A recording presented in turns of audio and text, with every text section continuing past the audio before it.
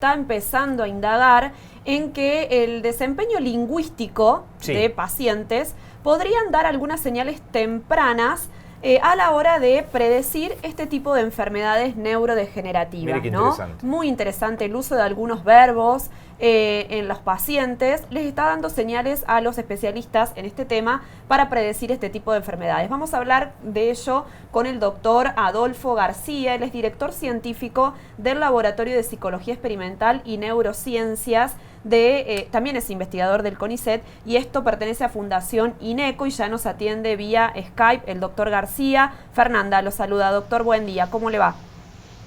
Buen día, Fernanda, ¿cómo estás? Muy bien, gracias por atendernos. Bueno, primero le quería preguntar qué enfermedades se engloban dentro de las neurodegenerativas, para que podamos entender de qué hablamos. Bueno, en realidad es un abanico de enfermedades muy amplio y diverso, ¿sí? Las más prevalentes son, tal vez lamentablemente, muy conocidas por la mayoría de nosotros, ¿no?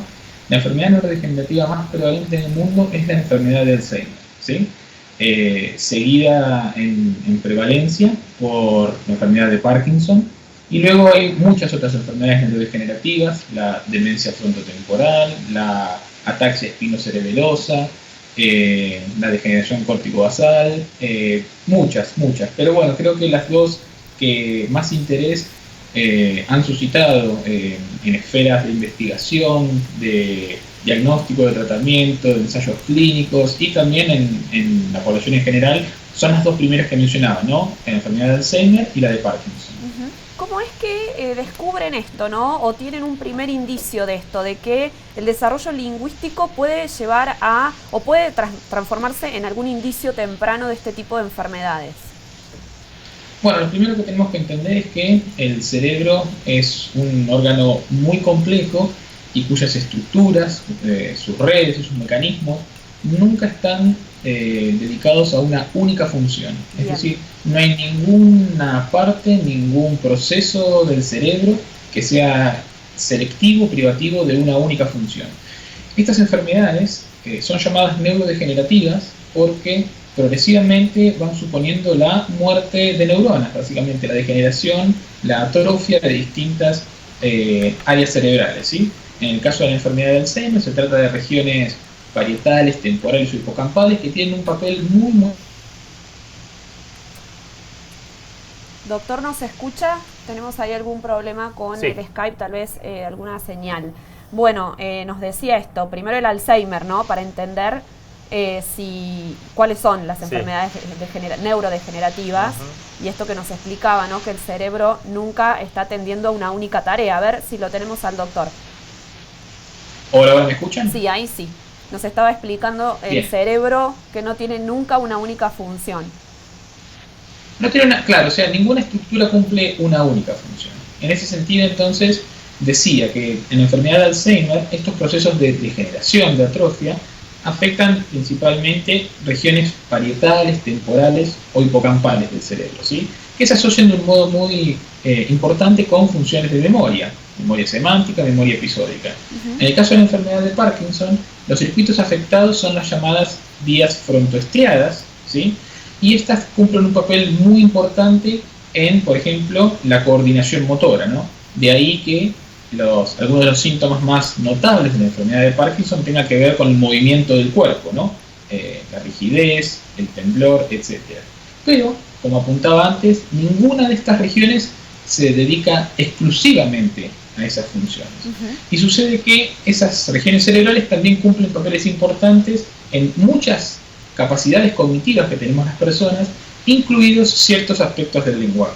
Entonces, parte de nuestro abordaje consiste en estudiar el desempeño lingüístico, es decir, cómo las personas comprenden o no logran comprender ciertos tipos de enunciados, de palabras, oraciones o textos, qué dificultades tienen para producirlas o para asociarlas, y en función de eso, identificando qué aspecto específico del lenguaje es el que está comprometido, podemos tener una pista de cuáles son los circuitos cerebrales afectados e incluso de qué tipo de enfermedad presenta el paciente. Claro. Doctor, ¿hay una manera un programa de prevención de este tipo de enfermedades? ¿De qué hablamos cuando hablamos de prevención? Bueno, a ver, es importante mencionar aquí que se trata de enfermedades, al día de la fecha, incurables. ¿Sí? No hay cura. Lo mejor que tenemos hoy por hoy es básicamente la detección temprana de las enfermedades para intervenir a tiempo, y más aún la concientización, ¿sí? El diseminar información respecto de qué prácticas de vida pueden aminorar las posibilidades de que uno las desarrolle, ¿no? Claro. En ese sentido, básicamente lo que le hace bien al organismo en su conjunto, incluso al sistema vascular, al sistema cardíaco, le hace bien al cerebro. Una dieta sana y equilibrada, tener buena higiene de sueño, que no es necesariamente lo mismo que dormir mucho, ¿no? Hacer ejercicio físico de modo regular es algo que se ha demostrado que se correlaciona con menores tasas de desarrollo de enfermedades neurodegenerativas y con mayor rendimiento cognitivo en la tercera edad. También el desarrollo de lazos sociales activos, establecer una agenda social variada y sostenida es algo muy importante. El aislamiento, la vulnerabilidad social son factores que promueven también el desarrollo de enfermedades neurodegenerativas. Y apuntaría también que hay estudios que muestran que realizar tareas que nos sacan de nuestra zona de confort, ¿sí? Tareas que son desafiantes, que no tenemos totalmente automatizadas y que nos obligan a desarrollar nuevas estrategias. Estos pueden ser juegos intelectuales, puede ser, por ejemplo, aprender a hacer actividades manuales con nuestra mano más torpe, ¿no? Por ejemplo, cepillarnos los dientes o escribir con la otra mano. Son actividades que también promueven la plasticidad cerebral, alientan el establecimiento de nuevas conexiones y pueden contribuir, por lo menos potencialmente, a disminuir el riesgo de desarrollar alguno de estos cuadros. Doctor Gonzalo lo saluda, ¿cómo le va? Buen día. ¿Qué tal, Gonzalo? Bien, recién decía la cuestión del sueño, ¿no? ¿Qué es esto de la higiene del sueño? Bueno, básicamente uno suele pensar tal vez que dormir bien es dormir mucho tiempo, ¿sí? Eso no necesariamente es así. Hoy por hoy tenemos un montón de factores que interrumpen y bajan la calidad del sueño, ¿sí? Básicamente, dispositivos electrónicos que puedan dispararse en medio del sueño e interrumpir nuestro sueño. Luces que interrumpan el espacio de penumbra, digamos, que evolutivamente nosotros asociamos con los ciclos de sueño. Ese tipo de cuestiones, independientemente de cuánto tiempo acumulado uno reúna de sueño cada noche, hacen a la mala calidad de sueño. Entonces es importante esto, ¿no? Separar lo que es dormir con calidad de lo que es dormir mucho. Claro. Doctor, buen día, Javier es mi nombre. Se ha dicho, se dice comúnmente en términos generales que hay mucho todavía por conocer del cerebro. ¿Esto es tan así en términos reales, digamos, científicos? ¿Cuánto falta para que conozcamos al cerebro a lo mejor al 100%?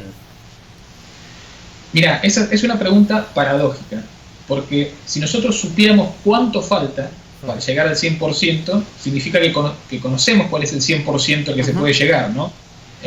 Entonces, esa pregunta es paradójica. La forma en que planteaste la pregunta al principio, que es, bueno, cuánto, digamos, yo creo que lo mejor que podemos responder es cuánto conocemos hoy por hoy, digamos, y más aún, cuánto hemos aprendido en el último tiempo. Si uno compara, por ejemplo, lo que conocíamos sobre el cerebro, sobre su anatomía, sus funciones, sus vínculos con el resto del organismo, hace 70 años a lo que conocemos hoy, vamos a ver que hemos dado pasos gigantescos, ¿no? Y de hecho, suele decirse, es un lugar común en las neurociencias decir lo siguiente, pero no es caprichoso, que en los últimos 70 años hemos aprendido más sobre el cerebro que en el resto de la historia de la humanidad. Entonces, más que preguntarnos respecto de cuánto falta para llegar al 100%, porque responder esa pregunta supone, imagínate como si vos tenés un vaso, ¿no? ves que tiene esta cantidad de líquido, pero vos sabés dónde termina el vaso y cuál sería el 100%. Nosotros no sabemos cuál es el 100%, no lo intuimos siquiera, pero sí sabemos que vamos aprendiendo cada vez más. Y este conocimiento está anclado a varios factores. Uno tiene que ver con la cantidad de investigadores, investigación que se hace sobre el cerebro y la disponibilidad de fondos. Hay iniciativas multimillonarias en Estados Unidos, en Europa, y algunas que son transnacionales, que son fundamentales y que están potenciando realmente nuestro conocimiento al respecto. Lo otro tiene que ver con el desarrollo de tecnologías. Lo que nosotros podemos ver, espiar del cerebro, depende de las lupas, los telescopios, ¿no? Las técnicas que tenemos para poder espiar el cerebro, los resonadores, los dispositivos de electroencefalografía y demás. Y se van desarrollando, afortunadamente, técnicas cada vez más sofisticadas y mejoras sobre las técnicas existentes, ¿no? Y también a todo esto vos pensás que el cerebro es un órgano tremendamente complejo. Y cuando nosotros tratamos de describirlo en términos científicos, necesitamos herramientas matemáticas. Y en ese sentido, distintos modelos y el desarrollo de técnicas de inteligencia artificial están también ayudándonos a dar saltos que hace algunas décadas eran impensados. Claro. Doctor, leía que en América Latina y en Argentina, bueno, la tendencia es que se van a ir proliferando este tipo de enfermedades. Me preguntaba finalmente qué políticas públicas hay al respecto, no solo para la contención y para el tratamiento, o tal vez lugares donde puedan desarrollar o contenerse a estas personas, sino también lo que usted decía en investigación. Bueno, según donde uno se pare en el planeta, digamos, va a encontrar una respuesta distinta a esta pregunta. Bien. Hay países, países de alto nivel de ingreso, ¿no? En Estados Unidos, algunos países europeos, donde hay políticas activas en diálogo entre la ciencia, los ámbitos clínicos y, digamos, los tomadores de decisión políticos para generar conciencia, generar recursos, capacitación y demás. En otras partes del mundo, esta imbricación que es necesaria, porque esto es una problemática que nunca se va a poder abordar solo desde la política o solo desde la clínica o solo desde la ciencia, ¿no? Decía, en otros países los esfuerzos son o más incipientes o nulos. A nivel latinoamericano, Chile está haciendo punta de lanza en ese sentido. Tienen implementado recientemente un plan nacional de demencia que supone actividades de concientización. Esto es importante.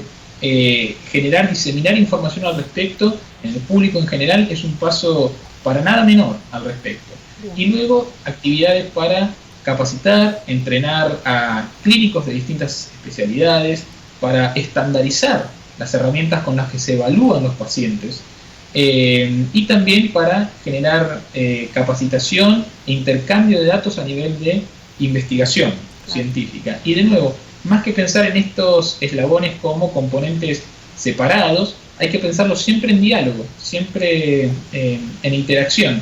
En ese sentido, el Consorcio Latinoamericano del Caribe de Demencia es un esfuerzo por una iniciativa que busca aunar estos esfuerzos, ¿no?